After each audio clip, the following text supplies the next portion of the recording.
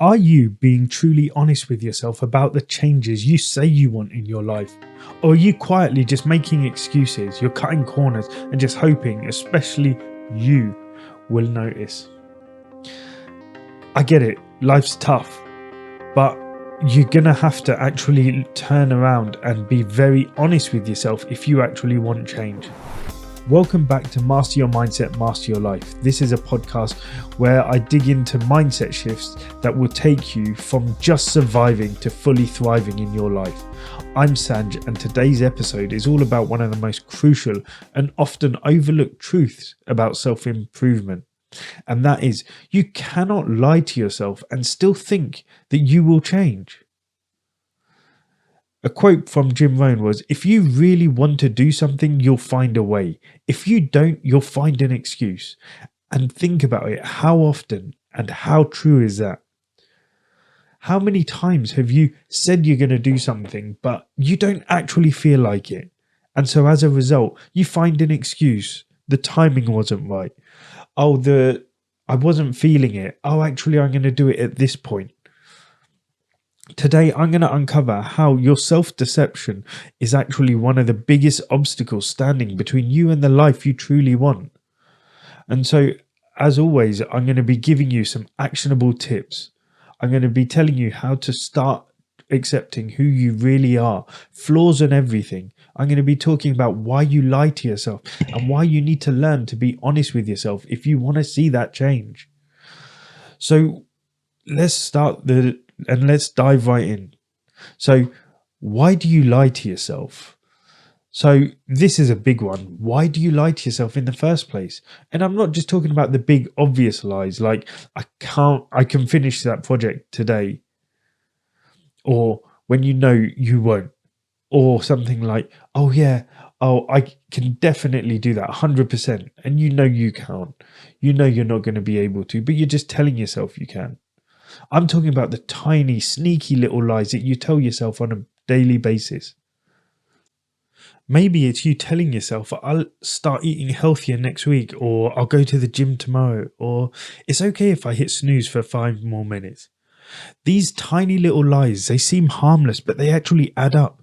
They end up creating a mental environment where your life actually starts thriving on procrastination, avoidance, and self-sabotage.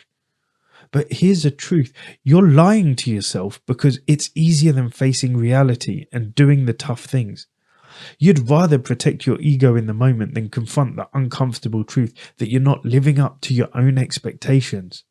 Let's say, setting the alarm, for example, the night before you make a promise to yourself, I will be up at 7 a.m.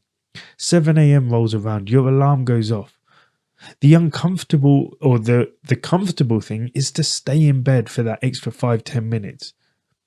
The uncomfortable thing is getting up there and then. But it's easier for us to say, you know what, I just need that 5 more minutes. I've got till 7:15. It's those little lies which actually make the difference. The people are more likely to believe their own self-deception because it gives them temporary emotional relief. So you're going to believe the things you tell yourself. It's just a way of avoiding the discomfort that comes with facing the reality of where you are in your life versus where you want to be. But the catch is that every single time you're lying to yourself, you're reinforcing that pattern of avoidance. You're avoiding growth, and it may be easier in the moment, but in the long run, it creates a mindset of avoidance and self-doubt. When you lie to yourself, you actually start to train your brain to prioritize comfort over progress. But this is where you need to start being honest with yourself, because you can't change what you refuse to acknowledge. Imagine you're trying to fix a flat tire, but instead of admitting your tire is flat, you keep telling yourself, it's fine, I can keep driving. But then what happens? The longer you drive, the more damage you're going to do to your car. And this is the same thing that happens to you in your life when you ignore or sugarcoat the truth. Honesty, at the end of the day, it is the foundation for any real kind of lasting change. And if you're not honest with yourself, then you'll keep spinning those wheels. You'll be wondering why you're not making progress. You're doing more damage than good. And trust me, I've been there as well. I thought I was working hard. I thought, oh yeah, that extra 15 minutes is a way forward, that extra snooze. But I just realized that I was avoiding it. And when I started to actually show up for myself, when I started saying the things that I wanted to do and sticking to it, when I started doing that, that was when things started changing. Thinking I was working hard, making an effort, but deep down, I knew I was just treading water. And that was a tough pill to swallow. And there are going to be parts of yourself that you don't want to face. There are going to be parts of your life that you just aren't happy with, and it's easier to ignore or just avoid it. Just pretend that everything's going all right. Just pretend that you're happy. Just make belief that, yeah, it's all good.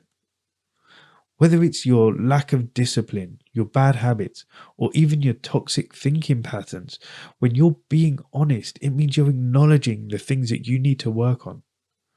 It's acknowledging that actually there are things about you that you need to change. So when you're actually honest about your weaknesses and you confront your fears, you're actually 33% more likely to achieve your goals. 33% more likely to achieve your goals than those people who actually deny or downplay their shortcomings and weaknesses. You can't change what you don't confront. And the longer you end up avoiding the truth, is the longer you're going to start delaying the life that you really want. You need to start truly accepting who you are. And that's how you start being honest with yourself. It starts with acceptance, accepting who you are right now, where you are right now, and the reality of your current situation. It may not be pretty. It may not be what you want it to be, but it is changeable. And acceptance doesn't mean that you're okay with staying in the same place forever. Accepting where you are is not about settling. It's about acknowledging where you are so you can make a plan to move forward. It's like if you don't accept where you are now, it's like trying to get directions from point A to point Z when you're starting at point B. There's going to be two totally different routes to get there. So if you want to change where you're going to end up, you need to figure out and be comfortable with where you're starting from. Acceptance at the end of the day is the first step in any transformation, and it can feel scary because you're afraid to admit that you may not be doing as well as you think, that you may not be as good as you are, or maybe that you've been making excuses for way too long. But when you actually stop lying to yourself and you fully accept where you are, you then give yourself power to change. As I say, that power you have when you start taking back control of your life, shifting your mindset on things like this, that's when your life will change. I once worked with a client who told me, I want to be fit, but I just don't have time. He'd be saying this for years. And when we got honest, he had to face the fact that it wasn't time that was an issue. It was a priority issue. Once he actually accepted that, he was able to make a real plan with me. We were able to fit in small workouts. We were able to change his fitness regime, and he started getting the life that he wanted. Because when he was honest with himself, only then was it possible to actually take the correct steps. But it's, again, as I said, it's not going to be easy because you've probably been lying to yourself for so long. You've been avoiding things for so long. So you need to start accepting who you are and start making real changes. So here are 5 strategies to help you start this progress. Again, as always, my ethos is minimum time, maximum output. So these are things you can do immediately to actually start seeing results. First one is acknowledge your strengths and weaknesses. Take an inventory of yourself. Be honest with yourself. You don't have to show anyone this list. You don't have to tell anyone you're making this list. What areas do you need to work on? What are you really good at? No more sugarcoating it. Write it down, because people who regularly assess their own performance are more likely to improve. The second thing is stop comparing yourself to others. Comparison is a thief of joy. We've all heard it. It's also the thief of progress. You're on your own journey. You're not on anyone else's journey.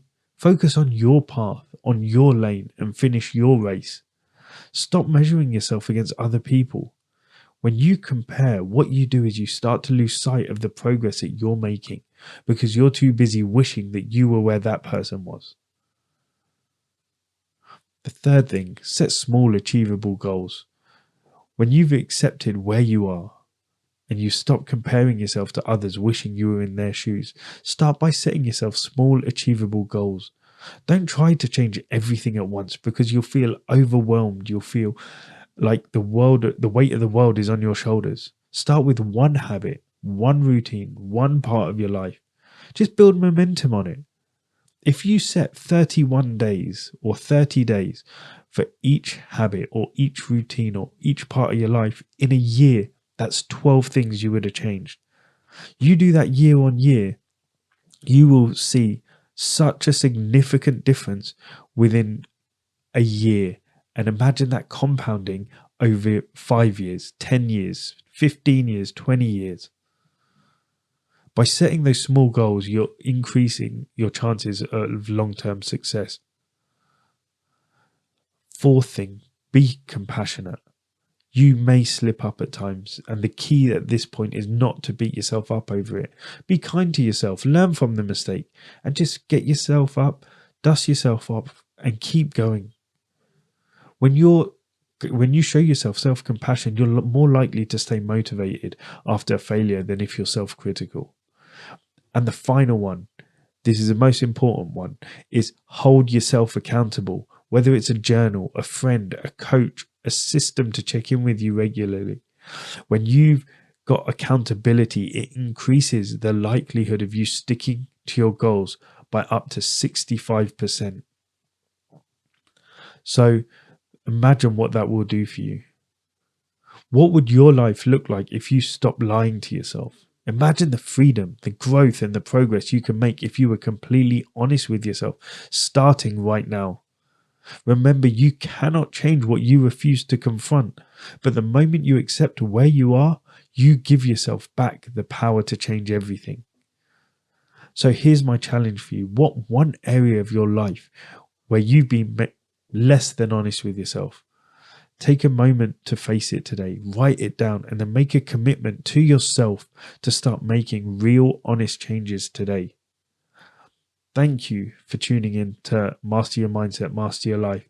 If this episode resonated with you, be sure to subscribe, share it with a friend who could actually use this information, who needs to make those changes, or who's been in denial way too long.